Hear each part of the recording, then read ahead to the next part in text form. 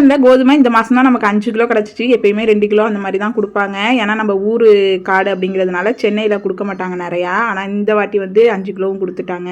Ration கோதுமையை வந்து அரைக்கிறது பெரிய விஷயம் இல்லைங்க. அதில் நிறையா பொக்கு இருக்கும். பொக்குனா அந்த தூசின்னு சொல்லுவாங்களா, அது இருக்கும். கிட்டத்தட்ட 1 மணி நேரம் ஊற வச்சோம் அப்படின்னா தான் அது வந்து மேலே வரும். அதுக்கப்புறம் ஒரு 10 தடவையாவது நல்லா கழுவி எடுக்கணும். அதுக்கு வந்து பேக்கெட்லேயே பவுடரை வாங்கி சப்பாத்தி சாப்பிட்டுட்டு போயிடலாம்னு தான் தோணும். பட் ஒரு நாள் கஷ்டப்பட்டோம் அப்படின்னா ஒரு 3 மாதத்துக்கு பிரச்சனை இல்லை. நான் வந்து 5 கிலோ எனக்கு ரேஷன் கோதுமை அப்படின்னா ஒரு 2 கிலோ வந்து நார்மல் கோதுமை விற்கும்ல, சம்பா கோதுமை கிடையாது, இதே மாதிரியே கடையில் விற்கும், கிலோ 50 ரூபான்னு. அதை வந்து வாங்கி ஒரு 5 கிலோவுக்கு 2 கிலோ போட்டுக்கிட்டோம் அப்படின்னா சப்பாத்தி பூரி நல்லா சாஃப்டாக வரும்.